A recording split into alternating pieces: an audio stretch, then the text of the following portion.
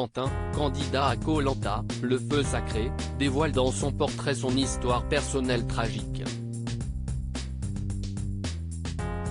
Avec pudeur, ce père de famille de 26 ans revient sur la terrible agression dont il a été victime en 2020. Parmi les 10 hommes et 10 femmes qui s'apprêtent à s'élancer dans Koh Lanta, le feu sacré, dès le mardi 21 février sur TF1, se trouvent des profils plus atypiques qu'à l'accoutumée. Et oui, cette saison, les habituelles machines de guerre surentraînées vont devoir composer avec des candidats plus diversifiés. Une volonté affichée de la production qui voulait revenir à ce qui fait le sel du programme. Que serait également Koh Lanta sans ces belles histoires? Parmi les 30 000 candidats qui postulent en moyenne chaque année, rares sont ceux qui arrivent à taper dans l'œil de la production dès leur première inscription. À ce titre, les deux doyens du feu sacré, Célia, 49 ans, et Emine, 56 ans, postulaient depuis respectivement 14 et 20 ans. Quentin, le survivant de Koh Lanta, le feu sacré. Un autre portrait, déjà visible sur le site de TF1, va à n'en pas douter bouleverser les fidèles de Koh Lanta.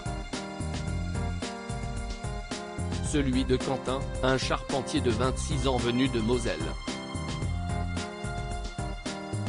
Un jeune homme solaire et travailleur qui a toujours été en avance sur les autres, déclare-t-il. En effet, à 16 ans j'ai commencé à travailler. J'ai pris mon appartement à 17 ans et j'ai acheté à 19. Et je suis devenu papa à 23 ans. Sur un registre bien plus dramatique, Quentin poursuit en dévoilant son histoire personnelle tragique. À 19 ans j'ai eu un accident de moto et j'ai été placé 2 semaines dans le coma. En 2020, j'ai été victime d'une agression. Pendant que je déposais ma fille chez sa nourrice, un fou m'a planté un cutter dans le bas-ventre. Je suis un survivant. On peut se relever de tout dans la vie sans surprise. Quentin termine en expliquant que sa présence dans Koh Lanta 2023 est pour rendre fier Sacha, ma fille, et prouver qu'on peut se relever de tout. On peut faire de belles choses dans la vie. Ce dernier croisera notamment la route d'Esteban, Elena, Anne-Sophie, Nicolas, Gilles ou encore Julie, dont Télé Loisirs vous propose de découvrir les portraits dans notre diaporama.